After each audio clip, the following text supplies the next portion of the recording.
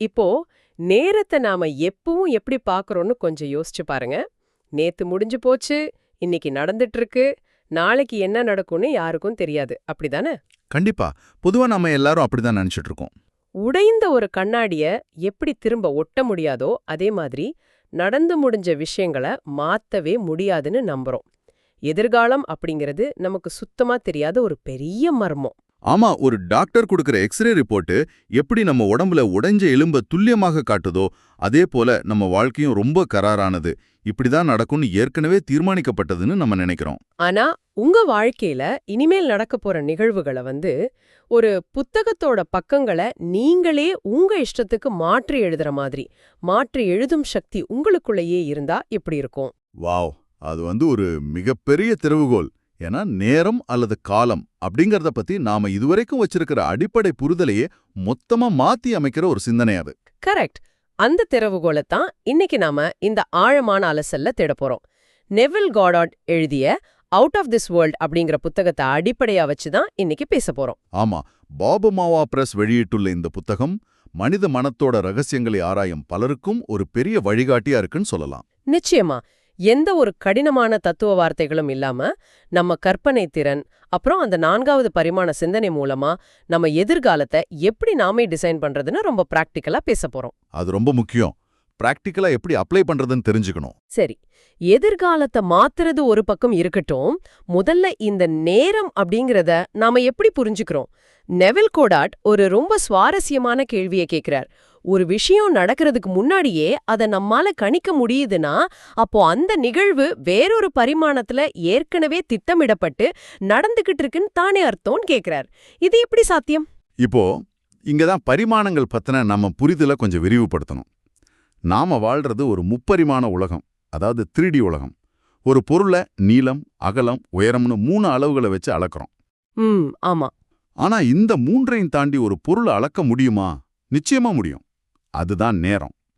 ஒரு பொருள் எவ்வளவு நேரம் இந்த உலகத்துல நிலைத்திருக்கு அப்படிங்கிறத நேரத்தை கொண்டு தான் அளக்கிறோம். நெவில் இத ரொம்ப சுலபமா விளக்குறாரு. ஒரு கனச்சதுரத்தை, அதாவது ஒரு பாக்ஸை நீங்க குறுக்க வெட்டினா அதோட ஒரு வெட்டுமுகம் என்னவா இருக்கும்? ஒரு தட்டையான சதுரமா இருக்கும் இல்லையா? எக்ஸாக்ட்லி. இப்போ அந்த சதுரத்தை வெட்டினா ஒரு கோடு கிடைக்கும். அந்த கோட்டை வெட்டினா ஒரு சின்ன புள்ளி கிடைக்கும். இதையே அப்படியே தலைகீழா யோசிச்சு பாருங்க. ஓஹோ, அதாவது ஒரு சின்ன புள்ளி அப்படிங்கிறது ஒரு கோட்டோட ஒரு பகுதி, ஒரு கோடு அப்படிங்கிறது ஒரு சதுரத்தோட ஒரு பகுதி. கரெக்ட். அந்த சதுரம் அப்படிங்கிறது முழு கனசதுரத்தோட ஒரு சின்ன பகுதி. அப்படியானால் தர்க்கரீதியா பார்த்தா இந்த 3D உலகத்துல நாம பார்க்கிற எல்லாமே, நீங்க, நான், நம்ம சுத்தி இருக்கிற பொருட்கள், இது எல்லாமே நம்ம கண்ணுக்கு தெரியாத அந்த 4வது பரிமாணத்தோட ஒரு சின்ன வெட்டுமுகம்தான். வாவ், இது கேக்குறதுக்கே ரொம்ப பிரமிப்பா இருக்கு. இதை இன்னும் சிம்பிளா சொல்லணும்னா, ஒரு முழு பிரெட் பாக்கெட்டை கற்பனை செஞ்சுக்கோங்க. அதுதான் உங்க முழு வாழ்க்கை. பிறப்பிலிருந்து இறப்பு வரைக்கும் நீங்க கடந்து வந்த, கடக்க போற எல்லா அனுபவங்களும் அந்த 4வது பரிமாணத்துல ஏற்கனவே முழுமையா ஒட்டுமொத்தமா இருக்கு. அப்படின்னா முப்பரிமாண உலகத்துல நாம என்ன பண்றோம்? அந்த பிரெட் பாக்கெட்டிலிருந்து ஒவ்வொரு ஸ்லைஸா எடுத்து சாப்பிடுறோம். அந்த ஒரு ஸ்லைஸ் தான் நிகழ்காலம் அல்லது இன்றைய நாள். நான் உங்களை இப்ப சந்திக்கிறேன் அப்படின்னா, உங்க முழு வாழ்க்கையோட 4வது பரிமாணத்துல இந்த ஒரு குறிப்பிட்ட நொடிய ஒரு சின்ன ஸ்லைஸா மட்டும்தான் நான் பார்க்கறேன். என்ன சொல்றது? நீங்க சொல்றத வச்சு பார்த்தா நாம ஒரு நாவல படிக்கிற மாதிரி இருக்கு. நாம ஒவ்வொரு வார்த்தையா ஒவ்வொரு பக்கமா படிச்சுட்டு போறோம். அதுதான் நம்ம 3D அனுபவம். ஆமா, கரெக்ட். ஆனா அந்த புத்தகம் முழுக்க, அந்த முழு கதையும் ஏற்கனவே அச்சடிக்கப்பட்டு தயார் நிலையில தான் இருக்கு. அதுதான் 4வது பரிமாணம். ஆனா எனக்கு இங்க ஒரு பெரிய சந்தேகம் வருது. சொல்லுங்க. முழு கதையும் ஏற்கனவே அச்சடிக்கப்பட்டு ரெடியா இருக்குன்னா, அப்புறம் எப்படி நாம அந்த வார்த்தைகளை வேறு வரிசையில அடுக்கி கதைய மாத்தி எழுத முடியும்? முன்கூட்டியே எழுதப்பட்ட ஒரு கதைய எப்படி நம்மால மாத்த முடியும்? அது ஒரு ரொம்ப ஆழமான கேள்வி. முழு கதையும் ஏற்கனவே எழுதப்பட்டிருக்கு அப்படிங்கிறது உண்மைதான். ஆனா அது ஒரு ஒற்றை கதையா எழுதப்படல. முடிவற்ற சாத்தியக்கூறுகளா எழுதப்பட்டிருக்கு. ஓ, முடிவற்ற சாத்தியக்கூறுகளா? ஆமா. அந்த புத்தகத்துல நீங்க எந்த பக்கத்தை திருப்பி படிக்க போறீங்க அப்படிங்கிற சாய்ஸ் உங்க கையில தான் இருக்கு. இத விளக்க நெவில் 2 விதமான பார்வைகளை பத்தி பேசுறார். ஒன்னு இயற்கையான பார்வை, இன்னொன்னு ஆன்மீக பார்வை. இந்த இயற்கையான பார்வைன்னா என்ன? இயற்கையான பார்வைங்கிறது நம்ம ஐம்புலன்களால இப்போ இந்த நிமிஷம் நம்ம கண் முன்னாடி என்ன நடக்குதோ அதை மட்டுமே நிஜம்னு நம்புறது. ஆனா ஆன்மீக பார்வைங்கிறது கற்பனையின் மூலமா கடந்த காலத்தையும் எதிர்காலத்தையும் ஒரே முழுமையா பாக்குறது. உங்க எதிர்காலம் நெகிழ்வுத்தன்மை கொண்டது. அப்போ அது நாம நேத்து செஞ்ச செயல்களால மட்டும் தீர்மானிக்கப்படுறது இல்லையா? கண்டிப்பா இல்ல. உங்க அணுகுமுறைகளால, அதாவது உங்கள பத்தி நீங்க என்ன நினைச்சுக்கிட்டு இருக்கீங்களோ அதை வச்சுதான் தீர்மானிக்கப்படுது. நீங்க உங்களை எப்படி பாக்குறீங்களோ அந்த அலைவரிசைக்கு ஏத்த மாதிரியான பக்கங்களை நோக்கி நீங்க ஆட்டோமேட்டிக்கா இருக்கப்படுறீங்க. இப்போ புரியுது. அப்போ நான் என்ன எப்படி உணர்கிறேன் அப்படிங்கிறது தான் என் அடுத்த பக்கத்தை தீர்மானிக்குது. சரி, தத்துவமா பேசுறத விட இத பிராக்டிக்கலா எப்படி பண்றது? ம். எனக்கு ஒரு குறிப்பிட்ட எதிர்காலம் வேணும், அந்த பக்கத்தை நான் எப்படி என் வாழ்க்கையில கொண்டு வரது? நிவில் இதுக்கு ஏதாவது வழிமுறைகள் சொல்றாரா? கண்டிப்பா சொல்றார். இத ரொம்ப தெளிவா 3 விஷயங்களா அவர் பிரிக்கிறார். முதல்ல உங்களுக்கு என்ன வேணும் அப்படிங்கறதுல ஒரு தெளிவான இலக்கு இருக்கணும். அந்த இலக்கு என்னங்கறத நீங்க ரொம்ப ஷார்ப்பா வரையறுக்கணும். சரி, இலக்க செட் பண்ணியாச்சு. அடுத்து? 2வது விஷயம், உங்களோட அந்த ஆசை நிறைவேறின பிறகு என்ன நடக்கும் அப்படிங்கறத கற்பனை செய்யணும். 3வது, உடலை சுத்தமா அசைக்காம தூக்கத்துக்கு போறதுக்கு முன்னாடி ஒரு ரொம்ப தளர்வான நிலை வரும் தெரியுமா? ஆமா, அந்த அரை தூக்க நிலை. எக்ஸாக்ட்லி. அந்த நிலைக்கு சென்று நீங்க ஆசைப்பட்ட அந்த விஷயம் இங்கும் இப்போதும் நடப்பதாக கற்பனை செஞ்சு அதை முழுமையா உணரணும். ஒரு நிமிஷம் இருங்க.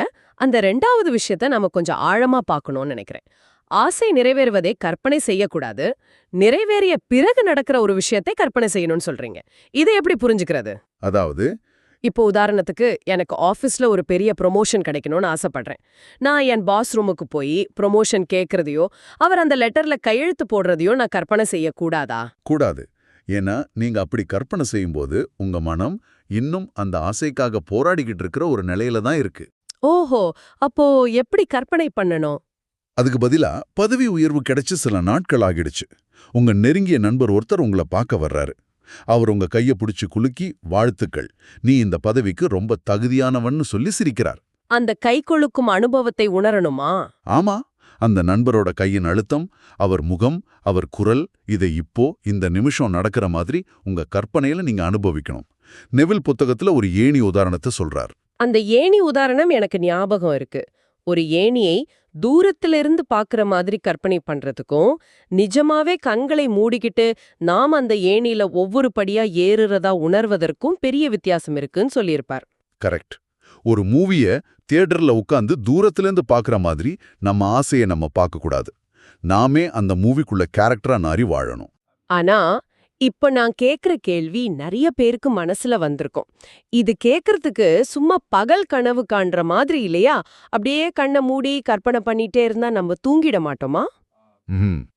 வெறும் கற்பனையால எப்படி நிஜ உலகத்துல ஒரு விஷயம் நடக்கும்? இதோட மெக்கானிசம் என்ன? இது ரொம்ப முக்கியமான கேள்வி. பகல் கனவுக்கும் நெவில் சொல்ற அந்த முறைக்கும் உள்ள மிகப்பெரிய வித்தியாசமே அந்த உண்மை என்ற உணர்வு மற்றும் அந்த தளர்வான நிலைதான். பகல் கனவுல என்ன நடக்கும்? பகல் கனவுல உங்க மனம் ஒரு இடத்துல இருக்காது. அங்கும் இங்கும் அலைப்பாயும். ஒன்னு நினைப்பீங்க, அப்புறம் வேற ஒன்னு ஞாபகம் வரும். ஆனா நெவில் குறிப்பிடுற அந்த தளர்வான நிலை அப்படிங்கிறது மூளை அலைகள் அமைதியடைகிற ஒரு ஆல்பா அல்லது தீட்டா நிலை அப்படின்னு சொல்லலாம். ஓஹோ, அந்த மெடிடேட்டிவ் ஸ்டேட் மாதிரி. ஆமா, அந்த நிலையில நீங்க எந்த ஒரு எக்ஸ்ட்ரா முயற்சியும் இல்லாம உங்க கவனத்தை ஒரே ஒரு விஷயத்துல முழுமையா குவிக்க முடியும். அதாவது நம்ம லாஜிக்கல் மூளை தூங்க போற நேரம், ஆனா நம்ம உணர்வுகள் விழித்திருக்கிற நேரம், அப்படிதானே? சரியா சொன்னீங்க. அந்த நேரத்துல முப்பரிமாண உலகத்தோட ஐம்புலன் சாட்சிகளை உங்க மனம் தற்காலிகமா ஒதுக்கி வச்சிரும். உங்களை சுத்தி என்ன சத்தம் கேக்குது, நீங்க எங்க படுத்திருக்கீங்க அப்படிங்கிறது மறைந்து போய் உங்க கற்பனை உலகமே நிஜமா மாறிடும். வாவ். அந்த நிலையில நான் அந்த ஆசையே அடைந்து விட்டேன் என்ற உணர்வை நீங்க உண்மையா நம்பும்போது உங்களோட 4வது பரிமாண சுயமே அந்த ஆசை நிறைவேறுவதற்கான வழிமுறைகளை ஆட்டோமேட்டிக்கா உருவாக்கும். இதத்தான் this experience of the end wills the meansன்னு நெவில் சொல்றாரு இல்லையா? ஆமா, அதாவது நீங்க அடைய வேண்டிய முடிவை இப்பவே உணர்ந்துட்டீங்கன்னா அதை நிஜமாக்குறதுக்கான வழிகளை நீங்க தேடி போக தேவையில்லை. அந்த வழிகள் தானாகவே அமையும். வாவ். அப்போ எப்படி நடக்கும், யார் ஹெல்ப் பண்ணுவாங்க அப்படிங்கிற ஹவ் பத்தி நம்ம கவலைப்பட தேவையில்லை. என்ன நடந்திருக்கணும் அப்படிங்கிற வாட் மட்டும் இப்போதே அனுபவிக்கணும். எக்ஸாக்ட்லி. இந்த தூக்கத்துக்கும் விழிப்புக்கும் இடையில இருக்கிற நிலை பத்தி பேசும்போது நாம இயல்பாகவே காண்கிற கனவுகளை பத்தி நெவில் ஒரு ரொம்ப இன்ட்ரெஸ்டிங்கான விஷயத்த பகிர்ந்திருக்கிறாரு. கனவு அப்படிங்கிறது கட்டுப்படுத்தப்படாத 4வது பரிமாண சிந்தனை அப்படின்னு சொல்றாரு. ஆமா, கனவுங்கிறது நாம விழித்திருக்கும் போது நடந்த ஒண்ணுக்கு ஒண்ணு சம்பந்தமே இல்லாத பல சின்ன சின்ன நிகழ்வுகளை ஒண்ணு சேர்த்து ஒரு புது கதையா மூளை உருவாக்குறது தான். இத விளக்க அவர் சொந்த வாழ்க்கையில நடந்த ஒரு கனவையே உதாரணமா சொல்றாருல. ஆமா, அந்த உதாரணம் நேரத்தோட நெகிழ்வுத்தன்மையை ரொம்ப அழகா விளக்குது. ஒரு நாள் நெவில் ஒரு கனவு காண்கிறார். அந்த கனவுல அவர் தங்கியிருந்த அடுக்குமாடி குடியிருப்புல இருக்கிற ஒரு ரெஸ்டாரண்ட்டுக்கு போறார். சரி. அங்க ஏதோ ஒரு பார்சலை கொடுக்கறார். ஆனா அங்கே இருக்கிற ஒரு தொகுப்பாளினி அவரை தடுத்து நிறுத்துறாங்க. அப்புறம் அவர் திரும்பி வரும்போது அங்க இருக்கிற லிஃப்ட் ஆபரேட்டர்கள் அவருக்கு நன்றி சொல்றாங்க. இது ரொம்ப ரேண்டமான எந்த அர்த்தமும் இல்லாத ஒரு கனவுன்னு அவர் நினைச்சிருக்கலாம். ஆனா அப்படி நடக்கல. இல்ல, அவர் விழித்த பிறகு அடுத்தடுத்த நாட்கள்ல நிஜ வாழ்க்கையிலேயே அந்த நபர்களை வெவ்வேறு சூழல்கள்ல சந்திக்கிறார். அதாவது கனவுல வந்த அதே சம்பவங்கள் அப்படியே நடக்கல. ஆனா அந்த ஃபீலிங்ஸ், அந்த மனிதர்கள் நிஜத்துல வராங்க. அப்படிதானே? ஆமா, லிஃப்ட் ஆபரேட்டருக்கு அவர் ஒரு டிப்ஸ் கொடுக்கறார். அதனால அவங்க நிஜத்துல நன்றி சொல்றாங்க. அந்த ரெஸ்டாரண்ட் பெண் நிஜத்துல வேறொரு சூழல்ல அவரை பார்த்து புன்னகைக்கிறாங்க. ஓஹோ. கனவுல வந்த அதே உணர்வுகள் மற்றும் நபர்கள், ஆனா வேற ஒரு வரிசையில வேறொரு லாஜிக்கோட நிஜ வாழ்க்கையில நடக்குது. இதத்தான் நெவில் ரொம்ப முக்கியமா கவனிக்க சொல்றார். இத நான் படிக்கும்போது எனக்குள்ள ஒரு ஒப்பீடு தோணுச்சு.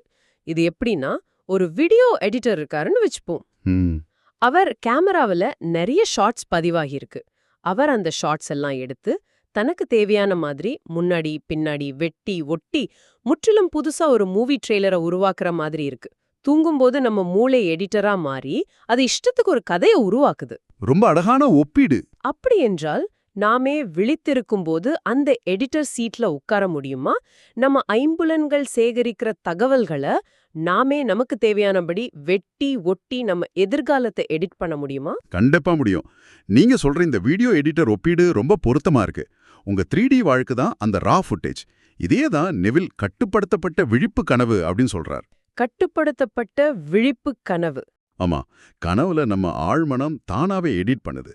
ஆனா விழித்திருக்கும்போது அந்த எடிட்டர் கண்ட்ரோலை நாம கையில எடுக்கிறோம். இப்போ உங்க கண் முன்னாடி இருக்கிற நிஜம் உங்களுக்கு பிடிக்கலையா, அந்த ஃபுட்டேஜை விட்டுடுங்க. ஓகே. உங்களுக்கு தேவையான உணர்வுகளை மட்டும் தேர்ந்தெடுங்க. அதை முறையாக அடுக்கி அந்த மகிழ்ச்சியான முடிவை மட்டும் ஒரு சின்ன வீடியோ கிளிப் மாதிரி உருவாக்கி அதை திரும்ப திரும்ப உங்க மனக்கண்ணில ஓட விடுங்க. அதுதான் உங்க விழிப்பு கனவு. வாவ்! அது ஒரு நிஜ உலக நிகழ்வா நீங்க எப்போ உணர்றீங்களோ, அப்போ 4வது பரிமாணத்துல நீங்க ஒரு புதிய எதிர்காலத்தை உருவாக்கிட்டீங்கன்னு அர்த்தம். எக்ஸாக்ட்லி. கொஞ்சம் இருங்க. இப்போ நீங்க சொல்றத வச்சு பார்த்தா எனக்கு நானே என் எதிர்காலத்தை எழுதிக்க முடியும். எனக்கான ட்ரெய்லரை நானே எடிட் செஞ்சுக்க முடியும். ரொம்ப சந்தோஷம். ஆனா இந்த உலகத்துல நான் தனியா வாழலையே. ஆமா, மத்த மனிதர்களோட நான் தொடர்புல இருக்கேன். என் எதிர்காலத்தை நான் ரொம்ப அழகா எழுத நினைக்கிறேன். ஆனா என் கூட வேலை பார்க்கறவரே எனக்கு தொந்தரவு கொடுக்கறாரு. என் பாஸ் காரணமே இல்லாம என் மேல கோவப்படுறாரு. எனக்கு கிடைக்க வேண்டிய வாய்ப்பை வேற யாரோ பறிச்சுக்கிறாங்க. இதுக்கெல்லாம் நான் எப்படி பொறுப்பா முடியும்? இங்கதான் நெவில் ரொம்ப ஆழமான, அதே சமயம் பலருக்கும் ஜீரணிக்க கடினமான ஒரு உண்மையை சொல்றார். மாற்ற வேண்டியது நம்மை மட்டுமே. No one to change but self. நம்ம அக உலகத்தோட பிரதிபலிப்பு தான் இந்த வெளி உலகம். as within so without அந்த மாதிரி. ஆமா, கரெக்ட். இதை விளக்கறதுக்கு அவர் பைபிள்ல வர்ற வெதஸ்தா குலம் அப்படிங்கிற ஒரு தியான அனுபவத்தை விவரிக்கிறார். அவர் ஒரு முறை நடுக்கடல்ல பயணம் செஞ்சுட்டு இருக்கும்போது ஆழமான தியானத்துல ஈடுபடுறார். அந்த தியானத்துல அவர் முழுமையான பரிபூர்ண நிலையை, அதாவது எவ்வித குறையும் இல்லாத ஒரு முழுமையை எண்ணி உணர்கிறார். அப்போது அவருக்கு ஒரு தரிசனம் கிடைக்குது. பழங்கால பெதஸ்தா குலத்தை சுற்றி குருடர்களும் ஊனமுற்றலும் இருக்கிறத அவர் மனக்கண்ணால பாக்குறாரு. ஆச்சரியம் என்னவென்றால் அவர் அவங்க கிட்ட போய் பேசல, அவங்கள தொடக்கூட இல்ல. ஆனா அவருக்குள் இருந்த அந்த பரிபூர்ணமான உணர்வின் வீச்சு, அந்த அதிர்வலைகள் அவங்கள சென்றடைஞ்சு அவர்கள் அனைவரையும் குணப்படுத்துகிறது.